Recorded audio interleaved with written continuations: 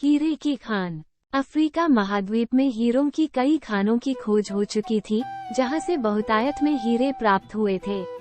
वहां के एक गांव में रहने वाला किसान अक्सर उन लोगों की कहानियां सुना करता था, जिन्होंने हीरों की खान खोजकर अच्छे पैसे कमाए और अमीर बन गए। वह भी हीरे की खान खोजकर अमीर बनना चाहता था। एक दिन अमीर बनने के सपने को साकार करने के लिए उसने अपना खेत बेच दिया और हीरों की खान की खोज में निकल पड़ा।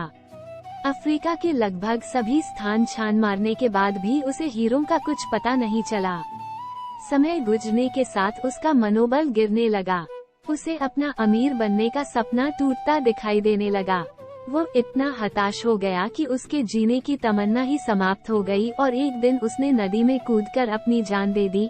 इस दौरान दूसरा किसान, जिसने पहले किसान से उसका खेत खरीदा था, एक दिन उसी खेत के मध्य बहती छोटी नदी पर गया। सहसा उसे नदी के पानी में से इंद्रधनुषी प्रकाश फूटता दिखाई पड़ा। उसने ध्यान से देखा तो पाया कि नदी के किनारे एक पत्थर पर सूर्य की किरणें पड़ने से वह चमक रहा था। किसान ने झुककर वो पत्थर उठा लिया और घर ले आया। वो एक खूबसूरत पत्थर था। उसने सोचा कि यह सजावट के काम आएगा और उसने उसे घर पर ही सजा लिया। कई दिनों तक वो पत्थर उसके घर पर सजा रहा। एक दिन उसके घर उसका एक मित्र आया। उसने जब वो पत्थर देखा तो हैरान रह गया। उसने किसान से पूछा, मित्र, तुम इस पत्थर की कीमत की जानते हो? किसान ने जवाब दिया, नहीं, मेरे ख्याल से ये हीरा है, शायद अब तक खोजे गए हीरों में सबसे बड़ा हीरा। मित्र बोला। किसान के लिए इस बात पर यकीन करना मुश्किल था। उसने अपने मित्र को बताया कि उसे ये पत्थर अपने खेत की नदी के किनारे मिला है, वहाँ ऐसे और भी पत्थर हो सकते हैं। दोनों खेत पहुँचे और वहाँ से कुछ पत्थर नमूने के तौर पर चुन लिए। फिर उन्हें जांच के लिए भेज दिया। जब जांच रिपोर्ट आई तो किसान के मित्र की बात सच निकली। वे पत्थर हीरे ही थे। उस खेत में हीरों का भंडार था।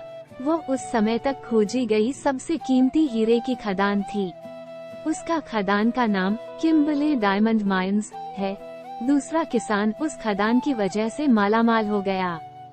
पहला किसान अफ्रीका में दर दर भटका और अंत में जान दे दी, जबकि हीरे की खान उसके अपने खेत में उसके कदमों तले थी। सीख मित्रों, इस कहानी में हीरे पहले किसान के कदमों तले ही थे, लेकिन वो उन्हें पहचान नहीं पाया और उनकी खोज में भटकता रहा। ठीक वैसे ही हम भी सफलता प्राप्ति के लिए अच्छे अवसरों की तलाश में भटकते रहते हैं। हम उन अवसरों को पहचान नहीं पाते या पहचान कर भी महत्व नहीं देते, जो हमारे आसपास ही छुपे रहते हैं। जीवन में सफल होना है तो आवश्यकता है बुद्धिमानी और परख से उन अवसरों को पहचानने की और धैर्य से अनवरत कार्य करने की। सफलता निश्चित है। दोस्तों, आप इस कहानी से क्या सीख मिली कमेंट में जरूर बताइएगा। धन्यवाद।